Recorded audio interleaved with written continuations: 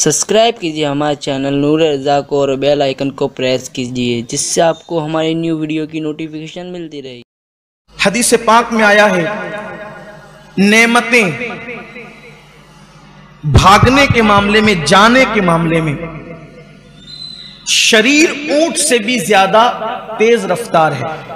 यानी एक ऊंट जो शरीर होता है, चूंकि हमारे यहां पर ऊंट आमतौर पे पाए नहीं जाते, लेकिन अरब में ऊंट की कसरत थी, ऊंटों की।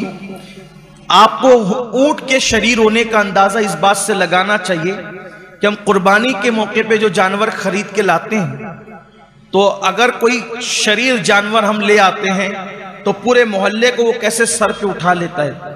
तो ये जो बैल और बछड़े वगैरह जो हैं, ये कभी कभी बहक कर जितने शरीर होते हैं उससे कहीं ज्यादा अगर कोई ऊंट शरीर हो जाए तो वो रस्सी तोड़ के भाग जाता है, लोगों के सरों पे हमला करता है, बड़ा नुकसान पहुंचाता है वो। तो आकाए करीम सल्लल्लाहु अलैहि वसल्लम के फरमान का मफहूम है कि नेमतें भागने के और जाने के मामले में शरीर ऊंट से ज्यादा तेज रफ्तार है। शरीर ऊंट रस्सी तोड़ के भागा, कितने भी लोग उसके पीछे दौड़े, जल्दी से वो हाथ में नहीं आ सकता। तो ऐसे ही बिला तमसील अल्लाह ने जो तुम्हें नेमतें दी है, तो वो नेमतें भी तुम्हारे पास से ऐसी ही भागती है, बल्कि उससे तेज। शरीर ऊंट जितना तेज भागता है आपके पास से रस्सी तोड़कर, नेमतें उतनी तेज, उससे ज्यादा तेज भागती है। तो सहाबे किराम ने अर्ज किया, या रसूल अल्लाह सल्लल्लाहु अलैहि वसल्लम, तो शरीर ऊंट को पकड़ने के लिए रस्सियां होती हैं, तो नेमतों को किन रस्सी से बांधा जाए कि वो भागे ना। उसकी शरह के साथ बयान कर रहा हूं कि वो तो भागे, उसको भागने से अगर बचाना है शरीर ऊंट को, तो उसके लिए अच्छी रस्सी से मजबूती से बांध दो, फिर वो भाग नहीं पाएगा। तो नेमतों के लिए भी तो कोई रस्सी होगी कि अगर हम उन नेमतों को उस रस्सी से बांध दें तो फिर वो नेमत जाएगी नहीं, भागेगी नहीं, उसको जवाल नहीं आएगा।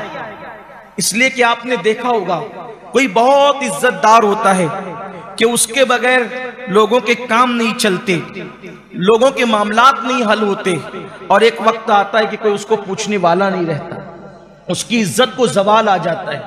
कोई बहुत मालदार होता है किसी दौर में, एक वक्त आता है कि वो भीख मांगने को मोहताज हो जाता है। अपने इसी शहर के अंदर मालेगांव में पहले जिनकी बड़ी बड़ी साइजिंगें चलती थी, जिनके बड़े बड़े जो है वो बंगले थे, जिनके बड़े बड़े कारखाने थे, आज उनके बच्चे पोते लोगों के यहाँ मजदूरी करने जा रहे हैं। बोलो ये जवाल नेमत, यानी नेमत छीनी कि नहीं छीनी।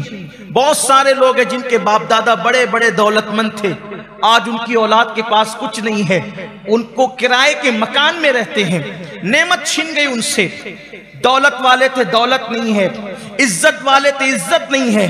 कभी कभी उनके घरों के अंदर कई कई बच्चे थे, आज उनके घर वीरान पड़े हुए हैं।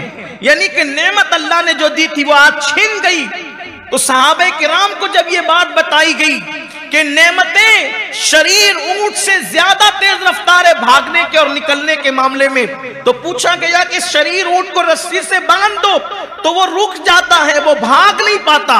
तो नेमतों के लिए भी तो कोई रस्सी होगी कि उसको बांध देंगे तो फिर नेमतें जाएगी नहीं। फरमाया हाँ, नेमतों की रस्सी शुक्र है, शुक्र। अगर कोई अपनी नेमतों को शुक्र की रस्सी से बांध दे, यानी अल्लाह की बारगाह में शुक्र अदा करने लगे, फिर उसकी नेमत को कभी जवाल नहीं आ सकता, बल्कि जो जितना शुक्र अदा करेगा अल्लाह उसको उतनी नेमतें मजीद अता करेगा। उसका वादा है, लइन शकरतुम लाज़ीदन्नकुम, मेरा शुक्र करोगे मैं मजीद तुम्हें अता करूंगा। इसीलिए सुन्नत यह है, जब भी अल्लाह तुम्हें कोई नेमत अता करे तो तुम उसकी बारगाह में सजदा शुक्र करो। जो नेमत मिले अल्लाह की बारगाह में झुक जाओ, सजदा शुक्र अदा करो। और कामिल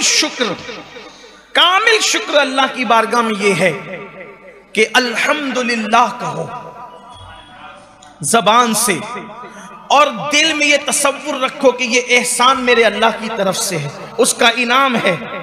और अमली तौर पर वो जो नेमत है उसका मिसयूज मत करो। जैसे माल मिला, अल्हम्दुलिल्लाह, जबान का शुक्र, दिल से ये कि ये मेरा नहीं है, मेरी कमाई का, मेरी मेहनत का नतीजा नहीं है, बल्कि ये मेरे अल्लाह की अता है, दिल में ये ख्याल हो।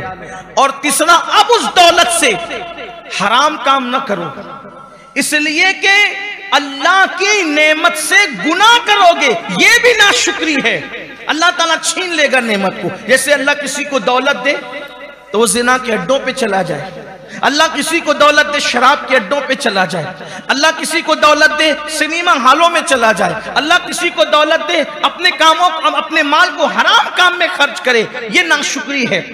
सिर्फ अल्हम्दुलिल्लाह कहने से काम नहीं चलेगा, जबान अल्हम्दुलिल्लाह रब्बिल आलमीन भी कहे, दिल में भी ये हो कि मेरे अल्लाह ने नेमत दी है, और अमल से भी जो है उसका मिसयूज ना हो। अल्लाह ने इज्जत दी, जबान पे अल्हम्दुलिल्लाह, दिल में ये कि मेरा नहीं उसकी अता है, मैं तो इज्जत के काबिल नहीं था, उसने अता किया।